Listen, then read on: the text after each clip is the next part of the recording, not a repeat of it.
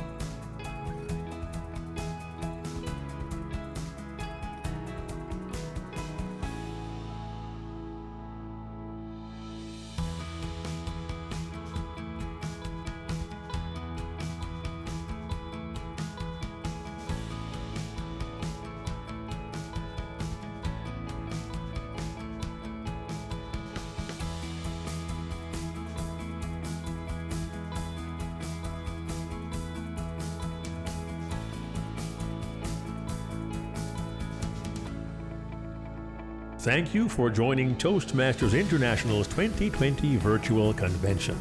The session will begin in 3 minutes.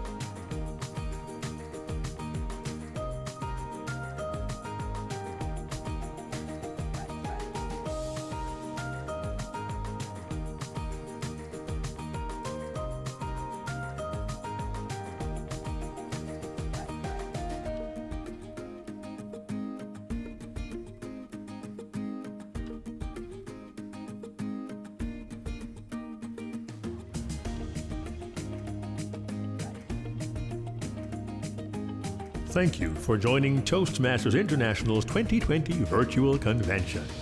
The session will begin in 1 minute.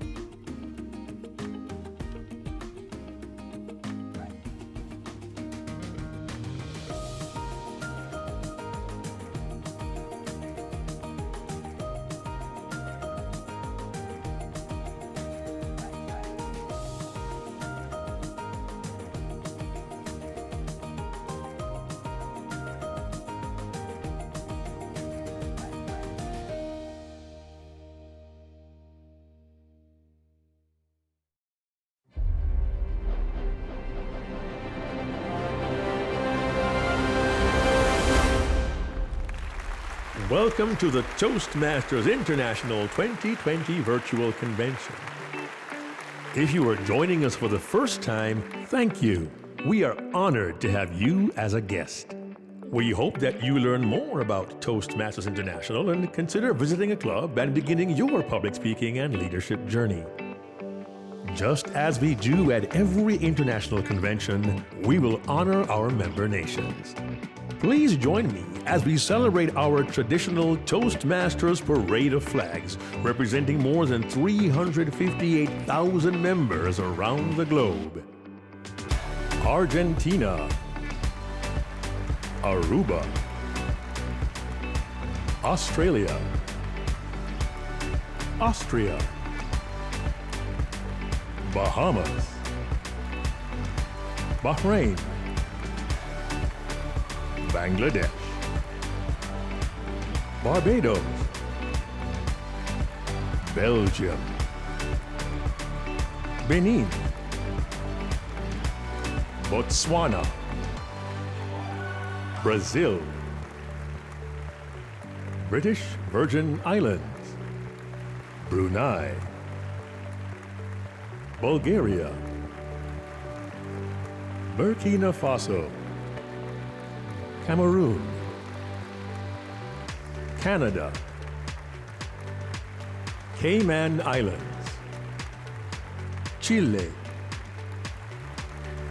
China, Costa Rica, Côte d'Ivoire, Croatia, Curacao, Cyprus, Czech Republic, Denmark, Eswatini, Ethiopia,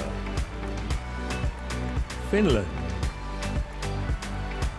France, Germany, Ghana, Greece, Grenada, Guinea, Guyana, Haiti, Hong Kong, Hungary, Indonesia, Ireland, Israel, Italy, Jamaica, Japan, Jordan, Kazakhstan, Kenya, Republic of Korea, Kuwait, the Lao People's Democratic Republic, Lebanon, Lesotho, Liberia, Lithuania, Luxembourg, Macau, Malawi, Malaysia, Mali, Mauritius, Mexico, Republic of Moldova, Mongolia, Mozambique, Namibia, Nepal, Netherlands, New Zealand, Niger, Nigeria, Oman, Pakistan, Palestine, Panama, Papua New Guinea, Peru, Philippines, Poland, Portugal, Qatar, Romania, Russian Federation, St. Lucia, St. Martin, St. Vincent and the Grenadines, Saudi Arabia, Serbia, Singapore, Slovak Republic, South Africa, Spain, Sri Lanka, Sweden, Switzerland, Taiwan, Thailand, Togo, Trinidad and Tobago, Turkey, Uganda, Ukraine, United Arab Emirates, United Kingdom, the U.S. Virgin Islands, Vietnam, Zambia, Zimbabwe. Presenting the Toastmasters International flag. Presenting the flag of the United States of America, home country of Toastmasters International. Presenting the flag of India, home of our international president, distinguished Toastmaster Deepak Menon. Ladies and gentlemen, please join us in singing the national anthem of the United States of America. Oh, say, can you see by the dawn's early light what so proudly we hailed at the twilight's last gleaming, whose broad stripes and bright stars through the perilous fights o'er the ramparts we watched were so gallantly streaming, and the rockets' red glare, the bombs bursting in air, gave proof through the night that our flag was still there. Oh, say does that star-spangled banner yet wave o'er the land of the free and the home of the brave?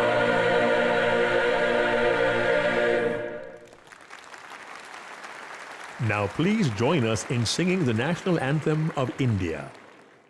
Jana Gana मन अधिनायक जय हे भारत भाग्य विधाता पंजाब सिंध गुजरात मराठा द्राविड उत्कल बंगा विंध्य हिमाचल यमुना गंगा उच्छल जलधि तरंगा तव शुभ नामे जागे तव शुभ आशीष मागे गाहे तव जय गाथा जन गण मंगलदायक जय हे भारत भाग्य विधाता जय हे जय हे जय हे जय जय जय जय हे Toastmasters and guests, it is my pleasure to welcome International President, Distinguished Toastmaster Deepak Menon. Wow, wasn't that beautiful? The flag parade made me nostalgic, and it almost gave me goosebumps. It is a great honor to be with each of you tonight as we officially begin our virtual convention experience together.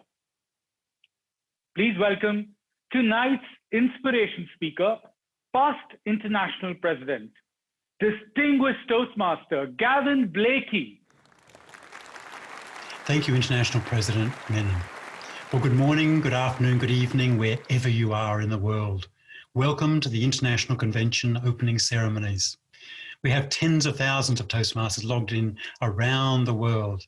This is by far our largest event, and how wonderful to be part of it. As you can hear from my accent, I'm Australian.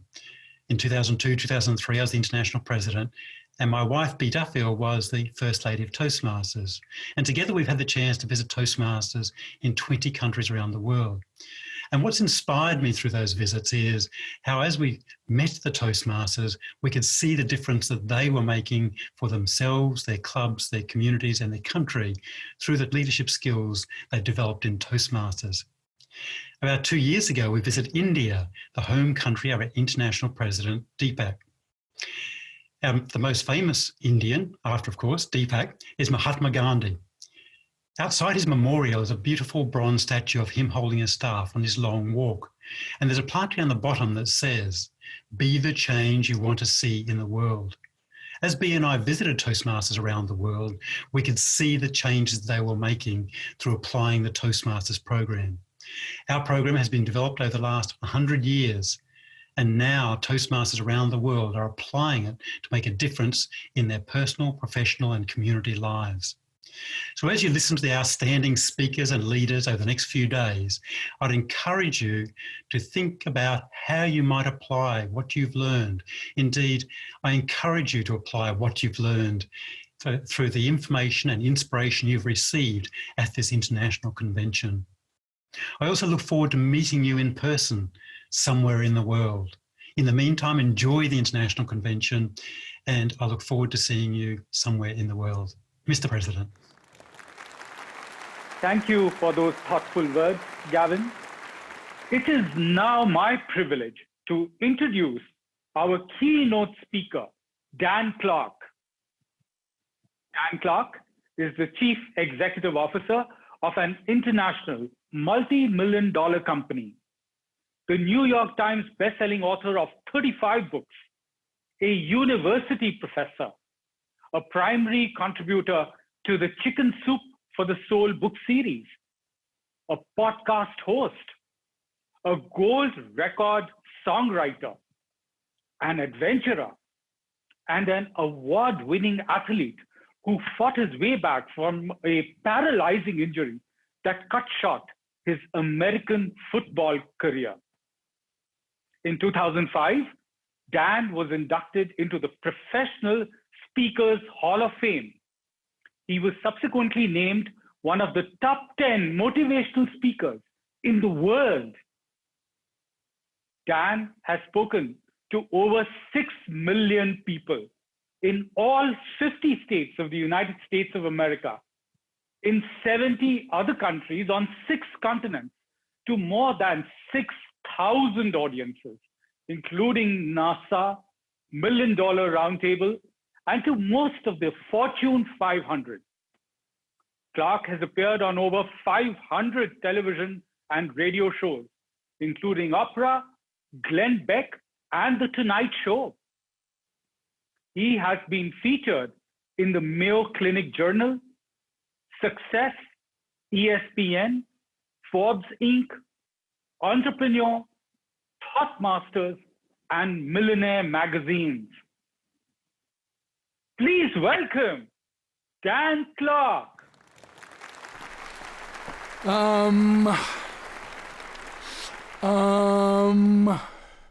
I love Toastmasters because some of you are already evaluating me. And you're getting ready to send me the feedback because you're starting to count the number of ums that have fallen from my lips. I love Toastmasters because of your leadership, especially your CEO, Dan Rex, who epitomizes sophisticated elegance and polished professionalism. I mean, look at him. His hair has not moved since 1977. And I'm intimidated. I'm losing my hair, and I'm growing it in places I don't even need it. My only hope is that the hair in my right ear will grow long enough I can comb it up over the top of my head and fake all of you out. I love Toastmasters because of your international leadership, your international president, Deepak Menon, and your board of directors, and obviously the leaders of your 14 regions scattered throughout the world. Why? because they remind us that, yes, in fact, we become the average of the 5 people we associate with the most, which means we must be willing to pay any price and travel any distance to associate with extraordinary human beings, even online, which means we have to use our passion, creativity, imagination, innovation to continuously meet weekly, twice a week, if necessary, in our Toastmasters Club meetings to continuously support one another and help one another become the best versions of ourselves. You know, I love Toastmasters because when you go to a club meeting, obviously you don't spend your time wondering where you're going to be and trying to figure out what could happen if you do this. You spend less time preparing a speech and more time preparing yourself to speak because you focus in on what you can do right now. I learned this lesson from my Aunt Lucy, who when she was 63 years old, she started walking 5 miles every day. Now she's 91, and we don't know where she is. We laugh, but do you realize the number one limiting belief that holds us back is always trying to project, if we did this, this will occur, instead of focusing in on answering, where are you right now? It's like ordering an Uber ride that requires that we enter in our current location. And if you lie about where you are, the directions won't work. And most importantly, I love Toastmasters because you honor the privilege of the platform, knowing that your words in a speech could actually help someone break through their limiting beliefs, tap into unrealized potential. Your words could actually save a marriage, save a business, save someone's life. Because you understand the privilege of the platform, you understand the significance of time. Think about it. Today you've never been this old before, and today you'll never be this young again, which means right now matters and every right now matters, which means no matter what your past has been, you have a spotless future, which means you can't always control what happens, but you can always control what happens next. Are you with me? You see, part of the privilege of the platform recognizes that we do not try to impress. We seek to bless, not impress. Which means if we're nervous before we deliver a speech, it means it's about us.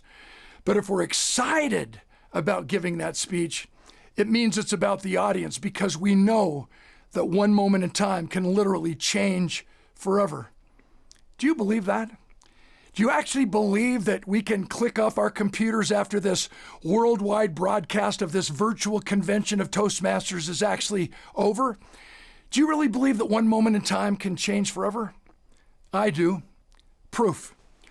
I was on the program with Henry Winkler, a famous actor who started in a 1970s television series called Happy Days, and he played the coolest guy on the planet. He played the character Fonz. Henry Winkler and I, we finished our speeches, and he decides he wants to take himself and treat himself to a matinee movie. So we slide in through the side exit door of the theater, and when Henry Winkler finds a vacant seat and he turns to look at the movie screen, the little girl sitting right behind him smiles this giant smile. She points her finger and she slowly says, "Fonzie." Henry Winkler immediately snaps into the Fonzie character from Happy Days. Hey, whoa. And the lady sitting next to the little girl passes out. Henry Winkler milks the moment. Whoa, I thought this only happened on TV drama. Hey, how cool is that? Whoa. The theater manager comes out, takes care of the woman's needs. She's lying in the aisle, cold pack on her forehead. She's asked one question. Why did you pass out? She said, my little girl is autistic. And that is the very first word she has ever spoken in her entire life. Yes, one moment in time can change forever. Not always in a positive way until we learn the lesson. Case in point, I played American football for 13 years. One day in practice, the dream ended. We had a tackling drill. Coach blew the whistle. 2 of us ran into each other full speed. So the only parts of our bodies that made contact, Lyle's helmet collided into my helmet in a violent head-on collision. My right shoulder was smashed into the cutting edge of my fiberglass pads, and we slammed to the ground. When Lyle got off of me, my eye drooped, I had loss of speech. I couldn't talk anymore. My right side was paralyzed and my arm just dangled helplessly at my side. Coach comes running over. Clark, you all right? What happened? Rakasho from my Rosho. He says, whoa, are you from Denver? I'm just kidding. He said, you better just lay there. I said, whoo. A doctor that was present on the field, he came over and he examined me. He pulls the coach aside. He said, Clark's got serious nerve damage. In fact, he might even have serious brain damage. Coach looks at him and says, how will we ever know? Ha! Nice guy. Fast forward. I stayed paralyzed for 14 months. I went to 16 of the very best doctors in all of North America, and 15 of them told me I would never get any better. Have you ever heard that? What happens if you believe it? You never get any better. And my life spiraled out of control until I hit what I thought was rock bottom. I thought I hit rock bottom. We'll come back to that in a moment. Now that I've recovered, I want you to understand 3 questions that are continuously asked of me that I think illuminate what I've learned from this one moment in time. Number 1, they want to know why I kept going to so many different doctors, and the answer is I kept going from doctor to doctor until I found one who believed I would get better. The second question, Clark, what took you so long to recover? The answer is simple. I was asking the wrong questions. You see, I was asking the doctors how to get better when I should have been asking myself, why? And once we answer why, figuring out the how-to becomes clear and simple. Not easy. The hard is what makes it great. We still need to do hard things and put in the work. But once we identify why, figuring out and identifying the how-to becomes clear and simple. And the last question, how did you recover? Relevant to us as speakers, you need to understand that when I was at my lowest point, I was given a cassette tape to listen to by a, quote, motivational speaker by the name of Zig Ziglar. I'd never heard of Zig Ziglar. I thought, whoa, his mom ran out of names. And out of curiosity, I plugged in the cassette tape and I listened to it. He was a storyteller.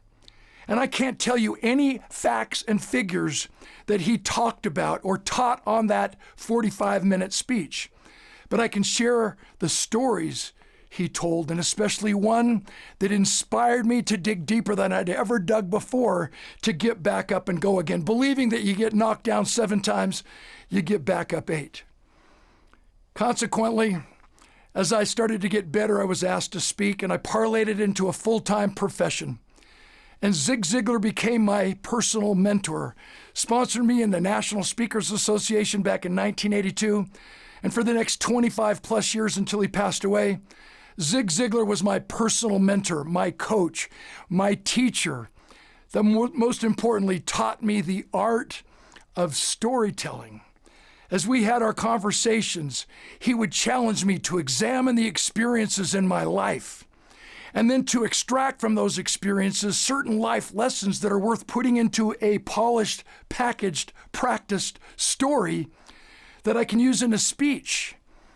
For example, every single time we go to a Toastmasters Club meeting, we realize that we're coming from a minimum requirement mediocrity, a minimum requirement mediocre society into a room where we're committed and convinced that together we can rise. That if we talk about the right things and support one another, we can actually leave the meeting better than we were when we arrived. So how can I teach that principle from a stage and an amusing example or story from a personal experience? We live in a minimum requirement mediocrity. And every time I get on an airplane, a commercial airline, I'm reminded of this minimum requirement world in which we live. Every single time I get on an airplane, I am force-fed the pre-flight safety demonstration, no matter what. I live in the mountains of Salt Lake City, Utah. I usually have to go from Salt Lake City to Detroit or to Minneapolis or to Atlanta before I go anywhere else, which means I have to listen or be force-fed that pre-flight safety demonstration twice on my way to the destination and then at least twice on my way back. Do any of you listen to the pre-flight safety demonstration when you're on board the plane? If you do, you need therapy. Anybody who has to be taught how to put a seatbelt on should not be allowed in public unsupervised. And yet they continuously force feed it because it's their job. This kills me. Bring your seat up to the most upright and uncomfortable position. Alive, dead. Alive, dead. Alive, dead. I survived a plane crash in 1988. Trust me, when you finally go down, 1.5 inches does not make a difference. And the flight attendants, they lie. They stand up and they say, we're here for your safety. No, they're not. When you're going down, they are strapped in and screaming just like we are. Just once, I want the flight attendant to give me the microphone so I can share with the passengers what really happens in an emergency experience. Ladies and gentlemen, in the event of a decrease in cabin pressure, a little gold cup's going to conk you in the head. When you stop screaming, brace yourself for a 200 feet per second vertical dive. And if you're traveling with more than one child, pick your favorite. Because you ain't got enough time to make another choice. What happens when we get on an airplane and the flight attendant isn't focused in on minimum requirement mediocrity? He or she is not trying to think outside the lines or think outside the box. They know that what it takes to take themselves to the next level is already inside of them. They just need to trigger more passion, creativity, and imagination. Do we not remember those flights? Do we not remember the flight attendants that make flying fun? Oh, yeah. So I'm flying on a Delta Airlines jet. We're coming into Dallas, Texas, and we hit huge turbulence. We're bouncing all over the sky. We finally land. We bounce. We bounce. Taxi to the gate. Flight attendant comes over the PA system. Ha! Welcome to Dallas, Texas. If you enjoyed your flight, tell your friends you flew Delta Airlines. If you did not enjoy your flight, tell your friends you flew Southwest. And we all laughed. And she says, and please remain seated with your seatbelt fastened while Captain Kangaroo bounces us the rest of the way to the gate. That's funny. And is it contagious? Oh, yeah. An elderly woman walking in the aisle right behind me with her cane. She comes to the doorway. You the pilot? Yes, ma'am. Did we really land or did we get shot down? What are you willing to do that no one else is willing to do? What are you willing to do to examine your life experiences and extract from them the life lessons and using the art and science of storytelling, be able to polish them to make them funny, provocative, and emotional, to put in a speech, to take your speaking to the Hall of Fame level? All because Zig Ziglar was my mentor. And who knows, maybe someday, God willing, you'll allow me to be your mentor and your coach too. Having said this, I want to leave you with some proprietary information. In my public speaking course, I think the fundamental way we can actually structure our speeches to use the power of storytelling is to use what I call the speaker's triangle. It's an inverted triangle that answers the 3 most popular and important questions that every listener craves the answers to. Number 1, why should I listen to you? It's the credibility piece. Number 2, can I do it too? It's the possibility piece. And how do I do it? How do I get from where I am to where I want to be? It's the usability piece. So to answer these 3 questions and do my best to take you to the next level and leave you in better shape than you were when you signed up for this Toastmasters virtual convention, let's just dive deeper into those 3 questions and let me illustrate them with 3 stories. Question number 1, why should I listen to you, is always answered with a personal experience that expands someone's vision and ability to redefine what's possible. For example, on October 23rd, I had the rare and awesome opportunity to soar to the edge of space in a U-2 reconnaissance aircraft. It required a presidential signature. Not very many civilians get this opportunity. And because it's a classified mission, I can only tell you that at 70,000 feet above the Earth's surface, you see mapped outlines of America. At 80,000 feet, you see more of the world, and at 90,000 feet, you actually tear up and believe you can reach out and touch the face of God. It was a spiritual experience I wish every single one of you could have. For almost 5 hours, I sat in the sounds of silence, looking at the breathtaking curvature of the earth, gazing into the endless blackness of the universe, pondering eternity and my place in it. And when we landed, do you know what occurred to me? Everything we can take with us when we die, I had aboard with me on that aircraft. My education, my character, my convictions, and my memory of whether or not my life mattered. Did I make a difference? Did I leave everybody saying, I like me best when I'm with you? I want to see you again. Doesn't this fire you up to become a better speaker? Doesn't this fire you up knowing that the quickest and greatest way we can actually change the world and make our lives matter, make a difference, is by sharing our love, our wisdom, our strategies in our speeches to uplift everyone in the sound of our voices? Yeah. And when we do so and can craft the right story and extract the correct life lessons, it's amazing how we can actually uplift every individual in our audience by up-leveling their mindset and belief.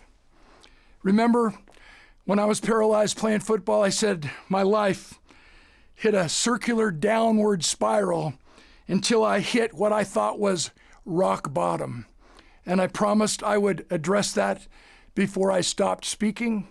Yeah, we're in a family gathering.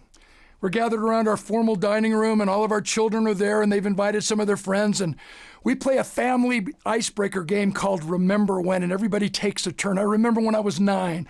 I remember when I was 15. I remembered when I came home from high school, the report card had 4 F's and 1 D on it. My dad's response, son, looks to me like you're spending too much time on one subject. And my mom thought I cheated. It was a tough family. We all have different memories that have molded our character and who we have become. It came to my daughter's best friend. As we came around the table, it came to her turn and she started crying, sobbing. And I said, are you okay? She says, no. She said, I just got divorced and I'm 31 years old. I just got fired from my job and my mother was just diagnosed with breast cancer.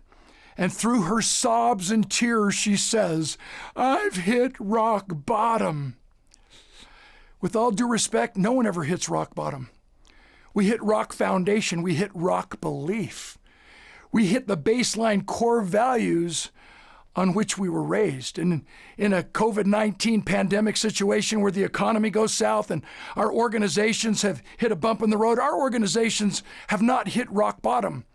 They've hit the baseline governing principles on which they were built.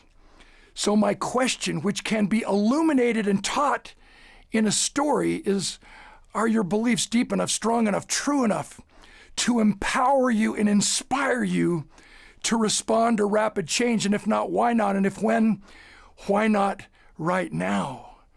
The power of an illustrative story so people leave saying, wow, I better take care of business now before another pandemic or COVID situation occurs. Question number 2, can I do it too? With my past, with my weaknesses, with my limitations, and yes, with my strengths. The way we answer this question is by sharing a story that illuminates inspirational strategy, something they actually can do when they leave your speech. My example comes from my involvement with the National Football League. I'm paid big bucks to work with the team in the National Football League, where I come into a team meeting and I say something that will inspire these players to take themselves to the next level. Now listen to how I said that. You can't coach results, you can only coach behavior. And behavior 100% of the time is created and sustained by, through by what we believe. So I'm paid big bucks to say something that will inspire these athletes to take themselves to the next level, somewhat similar to a Toastmasters Club meeting. So I'm inviting you into a typical National Football League meeting where there are 53 elite athletes who collectively represent over $105 million in annual salary. That's sick. So what would you say to them? Question, can you motivate them with money? No. Once you run out of money, you run out of money. Can you motivate them with benefits and bonuses? Absolutely not. Can you motivate them with awards and rewards? No. The good news is the only thing that motivates them is the same thing that motivates you and me. Expectations. So here's the object lesson. As the meeting begins, I ask a captain of the team and an assistant coach to stand in front of the team and hold a broomstick 12 inches off the floor. Before the meeting begins, I get the name of the most gifted and talented athlete, football player on the whole squad who can actually jump 38 inches high. Do you know how high that is? Without getting any running start, no inertia, they just stand there and go, pew! Eat a Big Mac, drink a Diet Coke before they land. Dude, whoa. And these prima donnas are always sitting in the back of the team meeting. So I call this one superstar out by name, and his reaction's always the same. Why did you wake me up? Don't you read my newspaper clippings? Don't you know who I am? So collectively, we have to cheer him to the front of the room, and sure enough, he gets out. It takes him 22 and a half minutes to saunter up to the front of the room, walks like he sat on something hot. Now, superstar prima donna's in front of his teammates, and he's standing there in front of the coach and the assistant coach and the captain holding the broomstick 12 inches off the floor. And I engage him in conversation. Hey, do you think you can jump over that 12-inch high broomstick? His reaction's always the same. Why are you wasting my time? Are you stupid? So I changed the question. Will you jump over this 12-inch high broomstick? His response is always the same. He pacifies me, skips over the bar, stares me down, so now I stare back. And here's where the teaching begins. Why did you only jump 12 inches high when you and your teammates know you can jump 38 inches high? And his answer is always the same. Because that's all you asked me to do. How high's your bar? Everyone with whom you live and work and participate as a Toastmaster and perhaps worship knows how high your bar is because they see it every single day, but only you know how high your bar really should be. Only you know if you're pushing yourself to your ultimate capacity and potential as a human being. Only you know if you've examined your personal relationships, your professional life, and know if you're committed to attending every single one of your Toastmaster Club's weekly meetings, even in this Zoom call environment where we must stay connected and do whatever we can do to support one another to become the best versions and best speakers we can possibly be. And the answer to the third question, how do I do it? How do I get from where I am to where I want to be? It's the usability, it's the system, the usability piece. It's answered by sharing my third example. My dad is my hero. He battled cancer for 6.5 years, and for some odd reason, I wanted to be by his bedside when he took his last breath. That didn't happen for me. I was out of town. I live in the mountains of Utah by Snowbird Ski Resort. I was out of town in Seattle, Washington, in the northwestern United States, and I was in town for 2 days to make 2 speeches to 2 large trade associations downtown at the convention center. I'm staying out of town at the Seattle Airport Marriott Hotel. It's Friday morning, October 12th. I've showered, I've shaved, put on my coat, put on my tie. I'm ready for the day. Phone rings. I think it's my ride downtown to the convention center, so I pick up the phone and I almost flippantly say, I'll be right there. But for some odd reason, I just stood there. 15 seconds of silence later, my younger brother's voice pierces the quietness of the call. Danny? I said, what's up, Paul? He said, Dad died this morning at 7 a.m. I said, whoa. And I sat down on the edge of my bed, and the tears just started to fall. Let me interrupt. I'd give anything to have my dad back one more day. It's too late. I have regrets, and I don't wish regrets on anyone. As an author, I love to interview people, and my favorite interview is always with an elderly person, elderly meaning someone older than me. And they will always tell us, they will always remind us that they do not have regrets for things they did do. They only have regrets for things they did not do. Will you during this virtual Toastmasters convention? I said to my brother, how's Mom? He said, she's all right. I said, give her a big hug and a kiss for me. Will you please? Tell her I'll phone her as quickly as I can. And then he asks me the gajillion-dollar question. What are you going to do? I've already amended it for us speakers. What are you willing to do that no one else is willing to do? I said, Paul, Mom and Dad have spent an entire lifetime teaching us to keep our promises, to keep our commitments. I said, I can't imagine what it would be like to be a meeting professional with a 90-minute slot to fill 3,500 people in your audience and not have the speaker show. I can't leave anybody hanging like that. So I'm going to go make my speech. And then I'm going to keep my commitment. I'm going to spend the night. I'm going to speak tomorrow on Saturday. And then I'm going to hustle home. God knows I need your support, and hopefully I can give you some of mine. I hung up the phone with my brother, and I sat there alone in my hotel room and openly wept like a wee child. This is my dad, my hero, gone. 15 minutes later, the phone rings again. This time it is my ride. I tell him I'll be right down. I go into the washroom. I splash some water on my face, trying to freshen up to the best of my ability, and I leave my hotel room to get on the elevator. I step onto the elevator, and as the doors start to close, the corner of the bellman's cart nudges its way through the opening, and they bing back open. And on the elevator comes this way overzealous psycho bellman. I'll never forget him as long as I live. He's pushing this runaway cart onto the elevator. Woohoo! Forces me back to the right rear corner of the elevator. And yes, I assume the elevator position. The doors close, and he is relentless. Woo! Did you see the beautiful sunshine? I've lived up here in Seattle, Washington, 15 years, rained every single day. You must have brought the good weather with you. How you doing? I said, I'm fine. You know when someone's been staring at you for a while and you don't even have to get eye contact, you can just kind of feel it, just kind of sense it. All of a sudden he says, hey, mister, you're not fine. You've been crying.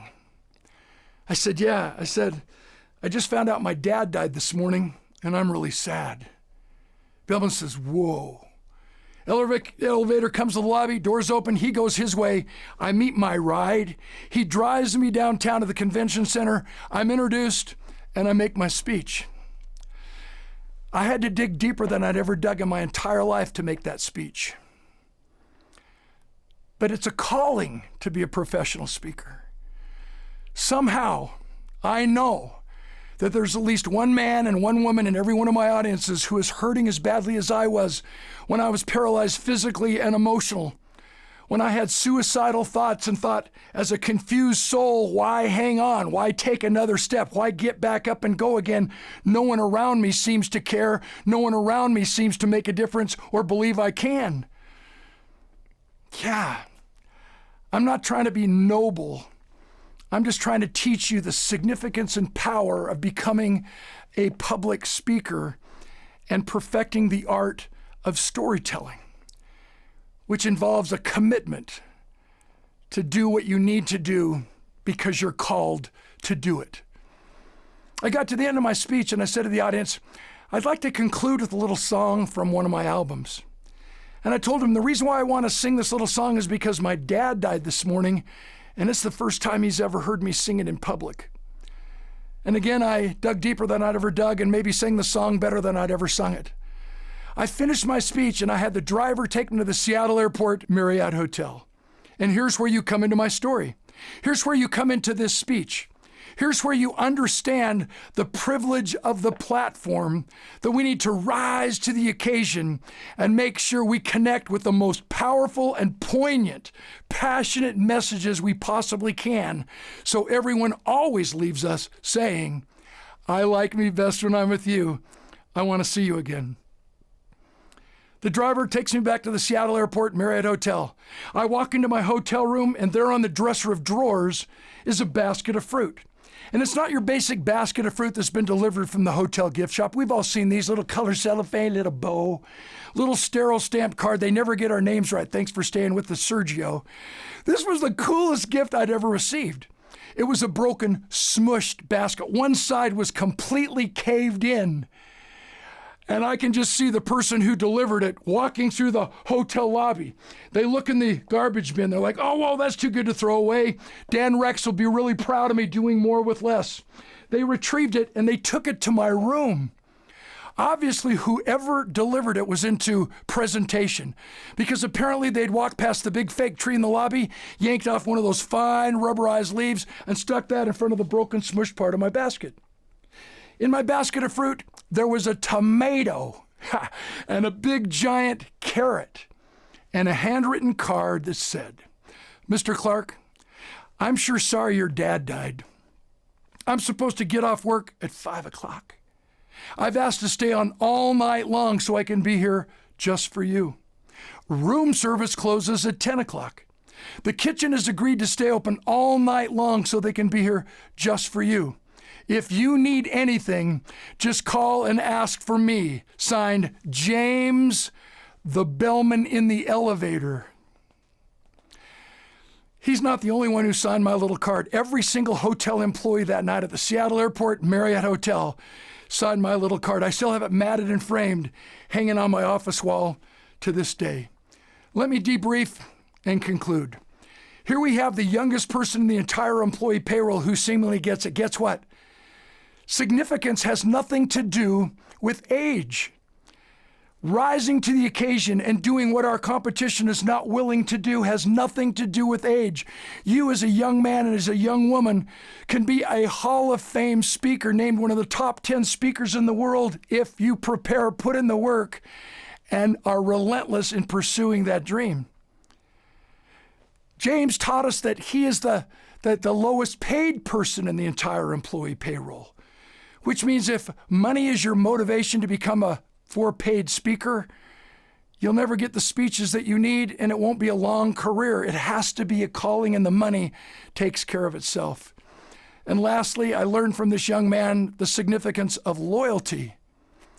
Yeah, every single time I speak, I always have the privilege of staying at the hotel. And as we know, most of these conferences and conventions are held at posh hotels, where the towels in our room are always so fluffy, I have a hard time getting my suitcase closed. Do you find that when you travel?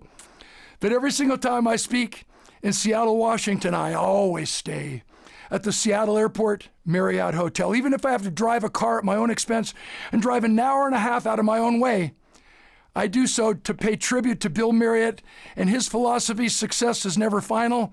And when you take care of the employee will take care of the customer. And to pay tribute to this young man who I just dream to meet someday. And obviously it will be in a setting where he leaps from his seat in the audience as the CEO of his own multi-million-dollar corporation and says, "Dan, it's James. Thanks for remembering." Yep. Before I conclude with my last little 30-second vignette, I want to give you a piece of me. I want to send you home with a free gift. I want you to pull out your phones right now, and I want you to go to New Messages.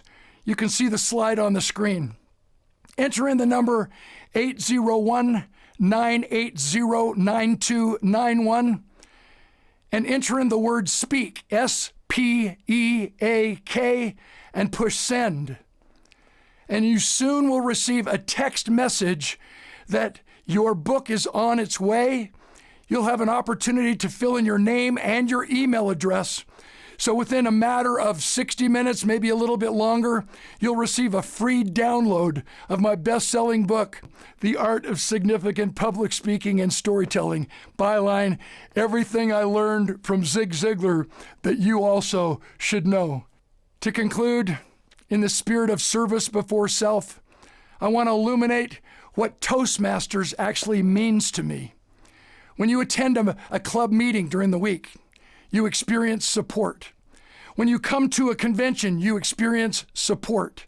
When you engage online and at your own learning speed, actually devour pathways and follow the time-tested process, the system of success that will take you from where you are to where you want to be, is extraordinary. All because of our understanding of support. To help you remember, a mother encourages her daughter to come home as soon as school is over. The time comes, the time goes 30 minutes late. Her daughter walks in through the front door of her home and her mother scolds her. "Where have you been? I've been worried sick." She says, "Oh, Mommy, I walked my friend Sally home. She dropped her doll on the sidewalk. It broke all to pieces. It was awful." Her mother said, "So you're late because you stayed to help your friend pick up the pieces of the doll and put it back together again?" She said, "Oh no, Mommy, I didn't know how to fix the doll. I just stayed to help her cry."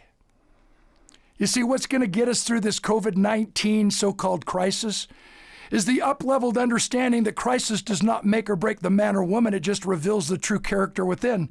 Adversity introduces us to ourselves. No one will ever know how strong we are until being strong is our only choice.